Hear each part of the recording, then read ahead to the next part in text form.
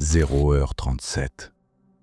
Un homme franchit les portes d'un magasin de meubles parfaitement ordinaire et sort dans la nuit. Il a l'air épuisé. Il a l'air soulagé. Il a l'air de quelqu'un qui n'y croyait plus. 10 secondes. C'est le temps qu'il lui reste. 10 secondes plus tard, une silhouette franchit les mêmes portes derrière lui. Trop grande, les bras trop longs. Un haut jaune, un pantalon bleu. L'uniforme d'un employé. Et à la place du visage, rien. Elle le rattrape. Elle le tue. Là, sur le parking, à quelques mètres d'une liberté qu'il aura touchée pendant 10 secondes. Sur son corps, on retrouvera une seule chose, un carnet. Un simple carnet à l'effigie du magasin, couvert de son écriture. Et ce carnet est la seule raison pour laquelle nous savons ce qu'il y a, de l'autre côté des portes. Ce soir, je vous lis ce carnet. Il existe des mondes où l'on entre par une porte. Et il existe des mondes qui n'ont jamais voulu qu'on les regarde. La fondation SCP est de cela. Je suis l'errant des mondes. J'ai marché aux confins de bien des univers et je vous ramène ce soir un dossier scellé. Mais avant de l'ouvrir, un mot pour ceux qui n'ont jamais franchi ce seuil. La fondation n'apparaît sur aucune carte. C'est une organisation secrète qui existe pour une seule raison. Retrouver, enfermer et étudier tout ce qui brise les règles du réel. Les créatures, les lieux, les objets, les idées qui ne devraient pas exister. Sa devise tient en 3 mots. Sécuriser, contenir, protéger. Protéger l'humanité en la gardant dans l'ignorance. Chaque anomalie reçoit un matricule, un SCP et une classe. Sûre, quand on sait la contenir. Euclide, quand elle est imprévisible. Keter, quand la maintenir enfermée relève du miracle. Tout ce que je vais vous lire est rédigé comme un rapport. Froid, clinique et souvent caviardé. Retenez bien ceci. Dans ces dossiers, ce qui est noirci fait plus peur que ce qui est écrit. Ce monde a été bâti par des milliers de mains, une mythologie collective sans fin. Ce soir, j'en ouvre une page. Le dossier porte un matricule, SCP-3008, classe Euclide, un magasin de meubles. Le genre d'endroit où vous êtes allé un dimanche pour acheter une étagère et d'où vous êtes ressorti. Presque tout ce que la Fondation sait de l'intérieur de cet endroit vient d'une seule source. Ce carnet, retrouvé sur un seul corps, écrit par un seul homme, dont le dossier ne donne même pas le nom. Alors voici ce que je vais faire. Je vais suivre son carnet, jour après jour, comme il l'a vécu. Et là où lui ne comprend pas, je comblerai ses silences avec le dossier. Lui ignore où il est. Moi, je le sais. Et je sais comment ça finit. Bon, j'écris ceci pour documenter ce qui doit être, je pense, mon soudain naufrage dans la folie. Je ne peux pas avoir un sens de l'orientation aussi mauvais. Et pourtant, j'écris ceci après avoir été piégé dans un Ikea pendant 2 jours. Pendant tout ce temps, je n'ai pas croisé une seule personne. Au début, j'ai cru que c'était une mauvaise blague. Faire du magasin un labyrinthe, faire sortir tous les autres clients et voir combien de temps il me faut pour me perdre. Puis tout le monde rigole un bon coup. J'ai compris que ce n'était pas le cas quand j'ai essayé de retourner sur mes pas. Tout avait changé, donc je me suis perdu. À la place de la sortie, il n'y avait que des rangées et des rangées de bibliothèques. Vous l'entendez? Il plaisante déjà. Il a peur. Et il plaisante. Le dossier, lui, ne plaisante pas. Il explique le piège, froidement. On entre par l'entrée principale, comme n'importe quel client. On avance. Et à un instant, sans le remarquer, on ne voit plus les portes derrière soi. C'est fait. On est passé dans un espace que la Fondation nomme SCP-3008-1. Pas de flash. pas de sensation. On continue tranquillement ses courses, et on ne comprend qu'une chose, bien plus tard, en voulant rentrer chez soi, c'est qu'il n'y a plus de chez soi à rejoindre. Les lumières se sont éteintes à 22 heures. Ça a failli me provoquer une putain de crise cardiaque. Ce gros tinc électrique. Et puis le noir total.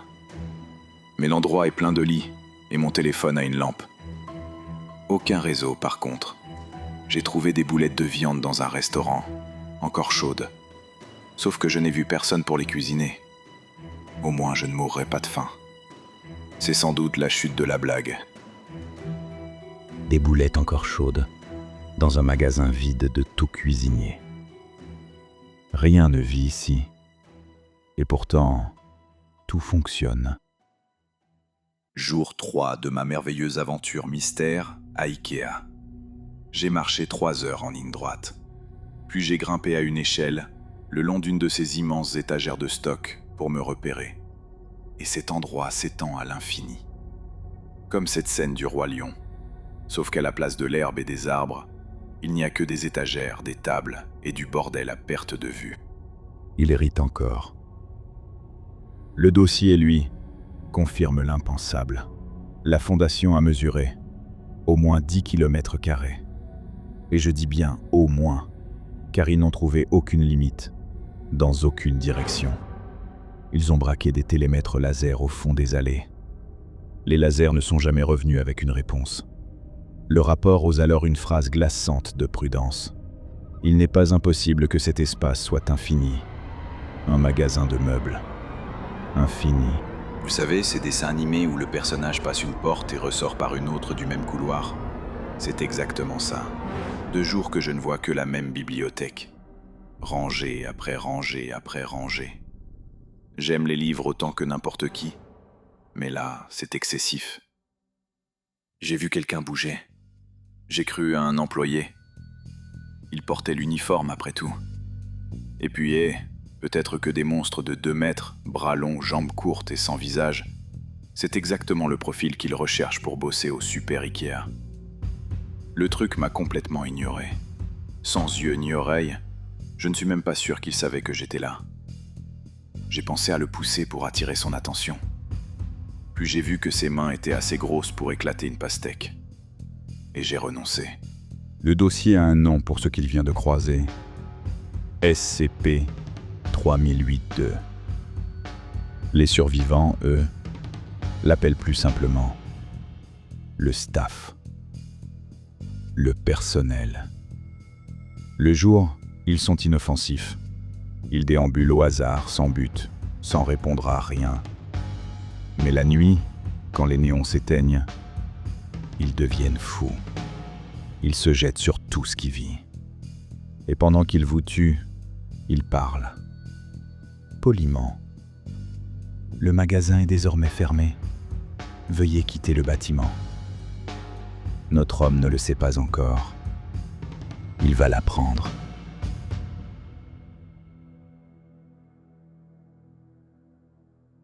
Sixième nuit. 2 de ces choses m'ont trouvé dans le noir. Ils me répétaient que le magasin était fermé, tout poliment, pendant qu'ils essayaient de me tuer. Comme des chiens enragés. Alors j'ai détalé, à sprinter dans Ikea en pleine nuit comme un putain de dératé. Ils m'ont sûrement entendu. Ou plutôt, ils ont entendu mes hurlements virils et parfaitement masculins de terreur. Même là, même en fuyant pour sa vie, il trouve la force d'une blague. Retenez ça. Et je l'ai vu en dépassant une dernière étagère géante. De la lumière, des torches, des projecteurs. Ils ont bâti une ville entière là-dedans. Un mur immense fait d'étagères, de lits, de tables. Je jure devant Dieu que c'était la plus belle chose que j'ai jamais vue. Ils ont ouvert une porte. 2 personnes m'ont fait signe d'entrer. Et j'ai entendu le staff percuter la porte derrière moi, en nous informant poliment que le magasin était fermé. La ville s'appelle Échange. Pas par poésie, c'est juste le nom sur le panneau qui pend du plafond au-dessus. Échange et retour. Ils vivent sous les enseignes du magasin et ils nomment leur ville d'après elle.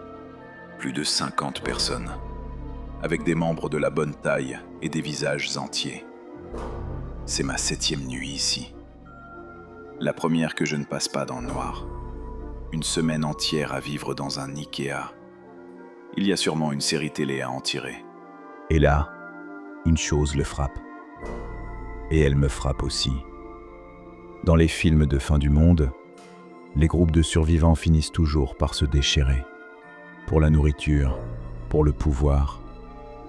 Ici, non. Les gens des autres villes viennent dire bonjour. Ils échangent, ils s'entraident. Tout reste cordial. Et il écrit cette phrase, que je garde telle qu'elle. Peut-être que les gens sont simplement meilleurs que ce qu'on croit. C'est une pensée agréable. Je crois que je vais la garder. Le staff a attaqué Échange cette nuit. 20 ou 30, à réclamer poliment qu'on quitte le magasin en défonçant les murs à main nue. Les murs sont percés de trous, exprès pour les frapper. J'en ai descendu 2 moi-même. Ils ne saignent pas. Mais ils tombent aussi facilement qu'un humain une fois qu'on les perce. Au matin, il faut déplacer les corps. Un mort attire les autres la nuit. Alors on les emmène ailleurs, vers un endroit qu'ils appellent le pick-up. Le pick-up, c'était macabre. Des centaines, peut-être de milliers de staff morts, empilés. Aucune odeur. Non seulement ils ne saignent pas, mais ils ne pourrissent pas non plus. La curiosité l'a emporté. J'en ai examiné un, bien découpé. Ils ne sont que de la peau, sur toute la profondeur. Pas de muscles, pas d'os, pas d'organes. Sont-ils seulement vivants ? Le dossier a fait cette même autopsie, avec ses mots à lui, tout aussi perdus. Et il note un détail que le survivant paiera très cher, bien plus tard. Un simple morceau de staff attire les autres autant qu'un corps entier. Souvenez-vous de ça. Lui, il l'a oublié. Comment est-ce possible que des milliers de gens disparaissent sans que personne ne s'en aperçoive ? Un type, Chris, dit qu'il est ici depuis des années. Des années. La devise de cet endroit devrait être « Mais comment est-ce seulement possible ?» Et un soir, à table, il pose une question toute bête. Ce qui manque le plus aux gens. Certains ont de sacrés trous. 3 n'avaient jamais entendu parler de la Station spatiale internationale. 2 étaient convaincus qu'un autre homme était Premier ministre. 1 n'avait jamais entendu parler de la Statue de la Liberté. Et je les crois. Ils avaient l'air aussi paumés que nous. Alors voilà une idée. Ça va paraître dingue. Et si on ne venait pas tous du même endroit ? Et si tous les gens ici venaient de dimensions différentes, de réalités différentes ? Sarah vient d'un monde sans statue de la liberté. Chez Wassim, on n'a jamais lancé de station spatiale. Si chacun vient d'ailleurs, alors il n'y a aucune panique de masse, aucune grande recherche. On ne serait qu'un point. Un seul disparu dans un monde d'informations en continu. Il écrit ça comme une blague de plus. Voilà un joli train de pensée. Mais moi je m'arrête ici. Parce que je crois qu'il a raison. Un magasin unique, au carrefour des mondes, qui prélève une personne ici, une personne là. Dans chaque réalité, il n'y a qu'un seul disparu. Une goutte d'eau. Pas une enquête, pas un titre de journal. Ils ne sont pas seulement perdus dans l'espace, ils sont perdus entre les mondes, introuvables par construction. Un de ces drones à 4 hélices, avec une caméra, a survolé Échange aujourd'hui. J'ai cru que quelqu'un nous cherchait enfin, que les secours arrivaient. Ce n'est pas la première fois, paraît-il. Pareil il y a des mois, et tout le monde est toujours là. Aucune idée s'il nous a vus. Il ne s'est pas arrêté. Il ne s'est pas arrêté. Et c'est ici que les 2 voix se rejoignent. Parce que ce drone, le dossier le mentionne aussi. De l'autre côté, une note de la Fondation confirme que cette apparition correspond à leur premier drone envoyé avec succès dans SCP-3008. Ils ont vu le village. Ils ont vu le panneau « Échange et retour ». Ils ont vu qu'il y avait, là, des gens vivants. Et ils ont ensuite cherché à relocaliser ce village, sans jamais y parvenir. Ils levaient les yeux vers le ciel en priant pour un sauvetage. De l'autre côté de la caméra, on cochait une case. Test réussi. Depuis le début, 14 personnes ont réussi à ressortir. 14. Sur les milliers qui sont dedans. Et savez-vous ce qu'on leur a fait, à ces miraculés? On les a débriefés. On leur a effacé la mémoire. Puis on les a relâchés, ignorant tout de là où ils avaient été et de ceux qu'ils laissaient derrière. La Fondation ne sauve personne de SCP-3008. Elle empêche seulement le monde d'apprendre qu'ils existent. 6 mois. Hier. Je me demande si Ikea a vendu des chapeaux de fête. Les attaques empirent. 3 à 4 fois par semaine, avec 2 fois plus de staff qu'avant. On renforce les murs. Wassim fabrique d'autres arbalètes. Dommage qu'Ikea ne vende pas d'armes à feu. Toujours l'humour. Jusqu'au bout. C'est ce qui lui reste d'humain, quand tout autour a cessé de l'être. Je crois qu'échange, c'est fini. On a été frappé fort la nuit dernière. Le mur est en ruine. Et on a enfin compris pourquoi les attaques augmentaient. Une caisse de vivres contenait un morceau de staff. Un simple morceau les attire autant qu'un corps entier. Le morceau de staff. Le détail qu'il avait noté des semaines plus tôt et qu'il avait oublié. Échange était devenu un phare dans la nuit.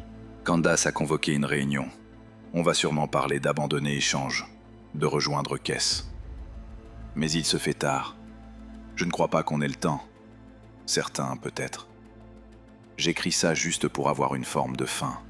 Pour moi, ou pour celui qui trouvera ce carnet. J'espère que si tu lis ça, tu le fais depuis l'extérieur de cet endroit. Ma plus grande peur, si je meurs cette nuit, je me réveillerai ici demain matin. Le carnet s'arrête là, sur cette peur. Et vous connaissez déjà la vérité. Sa peur ne s'est pas réalisée. Séparé des siens dans le noir, il a trouvé la sortie. Par hasard.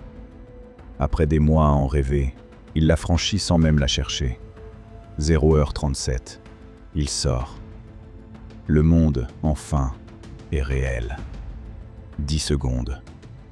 Puis la porte s'ouvre une dernière fois derrière lui. Et le magasin ferme. Définitivement. Il ne s'est pas réveillé là-bas. Il ne s'est pas réveillé du tout. Il ne reste de lui qu'un carnet, son humour et les mots que je viens de vous lire.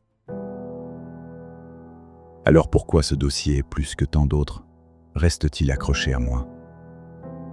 Parce que 3008 ne vous menace pas avec un monstre.